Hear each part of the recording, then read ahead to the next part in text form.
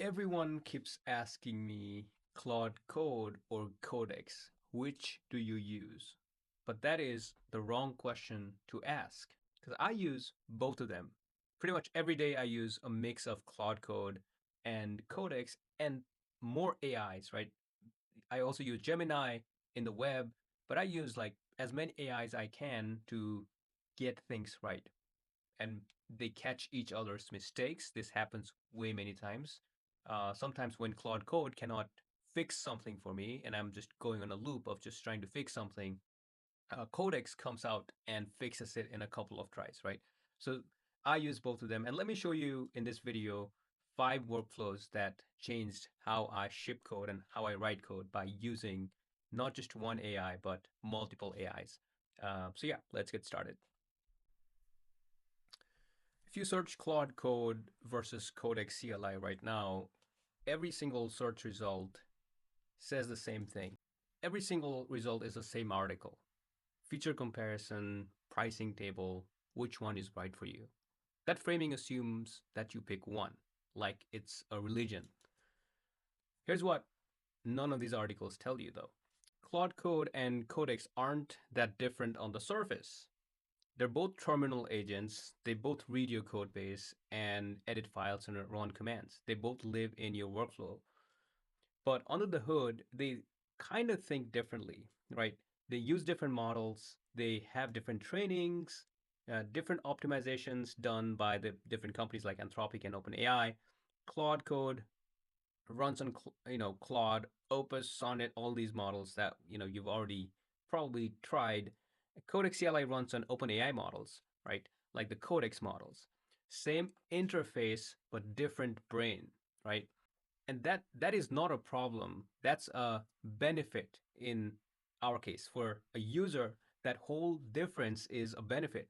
And let me tell you how, right? Because of these two different models, they somehow give you different results when you're trying to solve a problem. Because when these two brains look at the code and disagree, that's where the bugs are hiding. Once I understood that, I stopped comparing them and I started combining them. All right, let's start with workflow number 1, the adversarial gatekeeper. So this is the one that changed everything for me. As you can see, I'm on my workspace. I have this project that's loaded up. I build a feature with Claude Code, real code in my actual repo. We go back and forth. I ship the implementation. It handles the details. Once I'm happy with it, I commit it to GitHub or Git. Then I open the second terminal. Let me do that right now really quick. So is the security tight for the app, right? Now, what it's doing is Claude is auditing the security for this app. It's doing a thorough security audit of the app, and it's gonna give me some findings. All right, so I see the response from Claude, what's done well, and recommended first moves. Want me to fix any of these, right?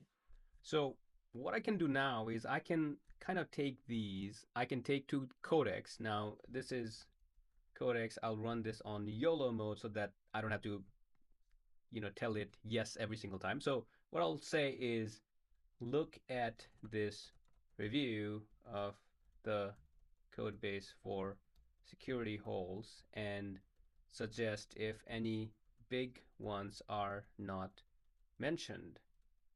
Look at all aspects like code and infra, right?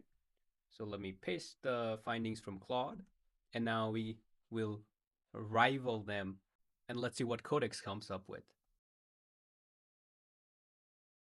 All right, so as you can see, Codex came up with some findings, right? So it came up with additional findings that wasn't identified by Claude, and let me confirm that. Are these new findings on top of this? And you'll see that these are new findings. So you'll see that there are some overlaps from both Claude Code and Codex, but there are some big findings not explicitly in my list written by or generated by Claude Code. So server-side auth bypass for paid content.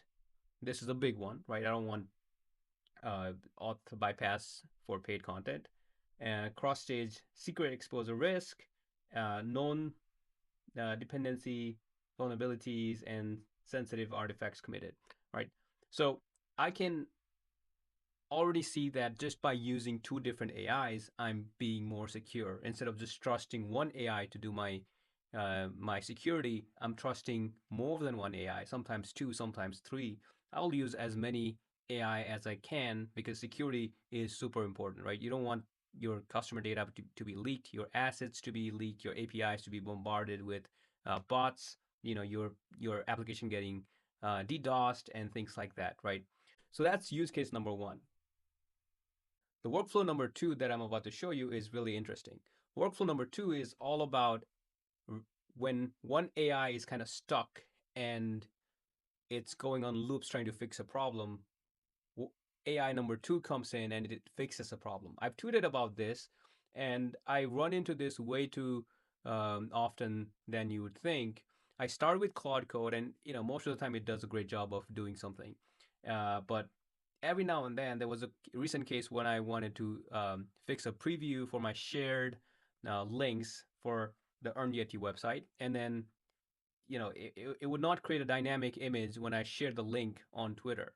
And I kept going at it. And, once I go through it twice or three times trying to fix something and it's not working, I just open up my Codex tab and I say to Codex, hey, can you help me fix this? And usually, by the second time, Codex does this. And I'm sure like if Codex was on a loop like this, Claude Code would do the same thing, right? So mixing up two different AIs is always a good idea. So that's workflow number two. It comes in really handy. Yeah, similar to workflow number one, but different because workflow number one was focused on security. Workflow number two was all about like rescuing one AI with the help of another AI. Now let's talk about workflow number three, which is really interesting. Uh, it's kind of unfortunate that this happens, but every now and then, my usage uh, goes above what my subscription offers.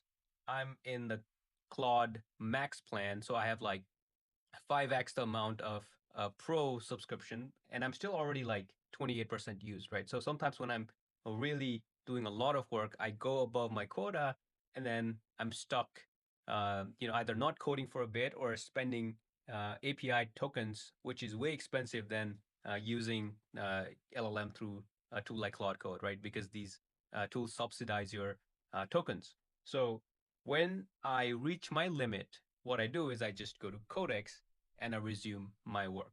That way, I don't have to wait like an hour, sometimes 2 hours before I can resume my coding session, right? Because when you're in a flow of doing something, when you're in that state of just locked in trying to do something, if you're asked by Claude Code to wait out 2 hours before you can resume coding, that's not always ideal, right? So in that case, I just switch between my coding models, and usually when I'm maxed out of Claude Code, Codex still has a bunch of uses left. I have the normal Codex subscription for $20 a month, but I usually come to the Codex whenever I am maxed out of Claude Code. So these are the three ways I combine AIs instead of just choosing and sticking with one. Because once again, it's not something that you have to do, right? It's not like I only use this, right? So to reiterate, use a bunch of AIs. There's a concept of council of LLMs, which is basically like when you're even chatting with AIs, you want to be chatting with multiple AIs and cross-checking the output with each other so that you can get different perspectives. Sometimes you catch bugs, or sometimes you even like come up with new ideas and so on and so on, right? So, check out Council of LLMs. I'll link that in the description below. So yeah, this is a summary of how I combine AIs to get my job done and to ship code and to build my apps and projects. If you use different AIs to do things that I haven't mentioned, I would love to hear more about how you use multiple AIs to get things done. So please share that in the comments. But yeah, thanks so much for watching, and I'll see you in the next video.